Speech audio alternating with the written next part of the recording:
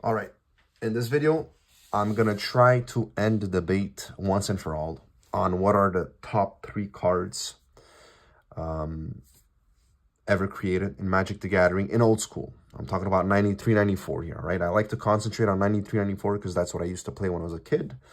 And that's what I still play today. And anything after Fallen Empires. I used to play it. I played until 97. But I like to stick to old school 93, 94.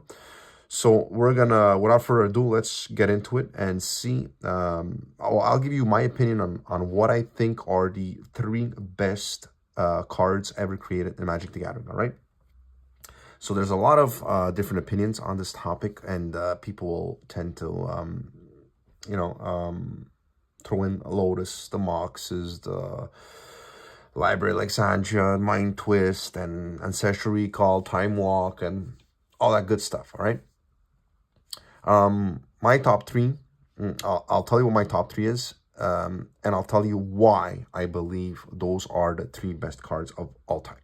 Now, without further ado, let's get into this. Number 1, obviously, there's no surprise here, the best card ever printed in old school Magic the Gathering. 1 blue, draw 3 cards. It's pretty much self-explanatory. There's not much to say about this card.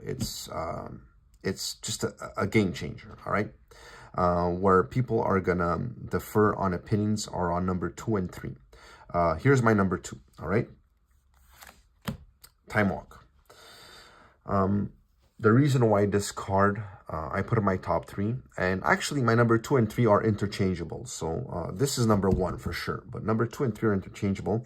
And the reason why it's interchangeable is because none of them is really better than the other. They're both really good cards. And obviously, you get to play an extra turn, you get an extra attack phase, an extra draw phase, an extra land drop. There's nothing bad about this card.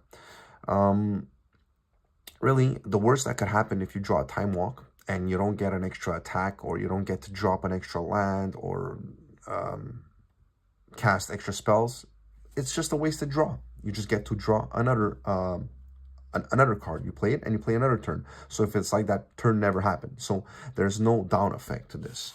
Now, the third card, which I believe is the most influential and powerful card in Magic the Gathering, here it is.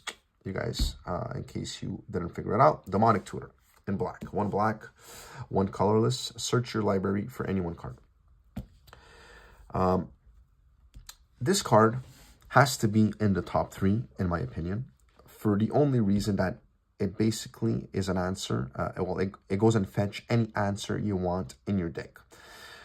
The reason why these cards are in my top 3 is because in order for me to qualify a card as a top card in Magic the Gathering, it's a card that has to have always a positive effect when you draw it. It's a card that you're always happy to draw, whether it's turn 1, whether it's turn 21, or whether it's in turn 41, or whether it's in your opening hand. You're always happy to draw one of these 3 cards. Your game is always going to be positively impacted if you draw one of these 3 cards. A Lotus in an opening hand is a great card, but if you draw a Lotus, if you top deck a Lotus, let's say on turn number 10, and you have no cards in your hands, there's not much you could do with it. If you draw Library of Alexandria on turn 1, yes, it's almost a 90% win rate if the opponent has no strip mine or no way of removing that Library Alexandria. But if you draw Library Alexandria on turn number 8, when you got 2 cards left in your hands, it's pretty useless. So in order for a card to be considered a top card, it does not have to be conditional. It has to be good at any time. There has to be no conditions to be met. All right? These cards are not conditional. They're just good standalone cards. That's another thing. They have to be standalone. They don't have to be associated with another card. I mean, a Mind Twist is good on turn 1, yes, if you have a Black Lotus next to it, or a Dark Ritual, or a few Moxes. Because a Mind Twist with a Swamp on turn 1 is a Mind Twist of 0. A Mind Twist on turn 2 with 2 Swamps is a discarding effect of 1 for your opponent, and you're losing 1 card. So then again, there's nothing special about it. Mind Twist on turn 3 with 3 land drops, 3 swamps, or 3 land drops.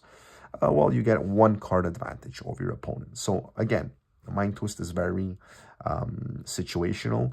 It's very good if you draw it, if you have it in your starting hand with acceleration of mana, or else by itself, a Mind Twist is not always good. I mean, you're not happy to top deck a Mind Twist when you're on turn 23 and both you and your opponents have no more cards in your hands. I mean, there's nothing special about a Mind Twist at that point. So yeah, these are the top 3 best cards of all time. Now, just imagine one thing. The reason why Demonic Tutor is never considered a top card is for one reason and one reason only. It's because it was reprinted and revised. If Demonic Tutor would have never been reprinted and revised, could you believe how rare and how powerful this card would be? It would be worth in the thousands of dollars. It'd be right up there with the Power 9. It would be the Power 10. I firmly believe that if Demonic Tutor would have never been reprinted, it would have been the Power 10. Same thing goes with Balance in white. If Balance would have never been reprinted and revised, it would have been there. I mean, it's such a powerful card. It's the most powerful card in white. And the reason why these cards don't get their respect, Demonic Tutor, Balance, also Wheel of Fortune, is because those cards have been mass reprinted in 3rd edition revised. So I guess people had them in their decks. They were very inexpensive, so they lost a bit of their the respect they should have garnered that they never did. But yeah, those are extremely powerful cards. You know, I mean, it's easy to see if you want to qualify a card on its power level. You got to make it past 1 test, all right? It's the lonely color card in a deck test. If you were to put only 1 white card in your deck, which card would it be? It would be the Balance. If you would only put 1 blue card in your deck, which one would it be? Obviously, it'd be the Ancestral Recall. If you would have to put only 1 black card in your deck, which one would it be? Obviously, it'd be the Demonic Tutor. Same thing with the dual with the lands. Obviously, if you would have to put only 1 land in your card, it'd be the Library of Alexandria. But then again, I still don't consider it in the top 3. I mean, there's other cards that are common and uncommon that are amongst the most powerful cards in Magic. For example, the Lightning Bolt.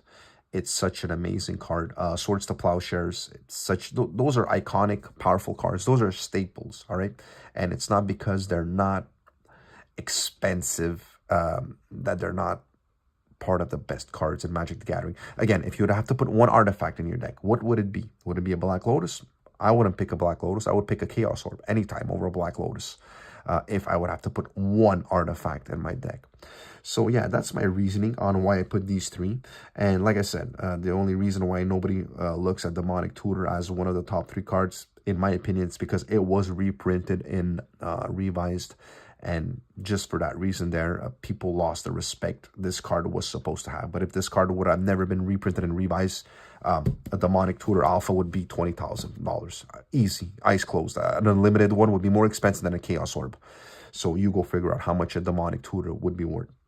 So that's my opinion. That's what I think, well, the best 3 cards are in Magic the Gathering. I guess Time Walk, the weakest one out of the 3, most probably, because, I mean, the worst comes to worst, it gives you nothing, but actually gives you an extra draw, an extra turn, so you don't lose anything. But, I mean, there's no doubt this one's the strongest one, but I think these 2 are really 2 and 3, in my opinion. You guys, let me know. What do you think? Is it a good choice? What's your top 3? Let me know in the comments. All right. Have a good one. See you in the next video. Bye-bye.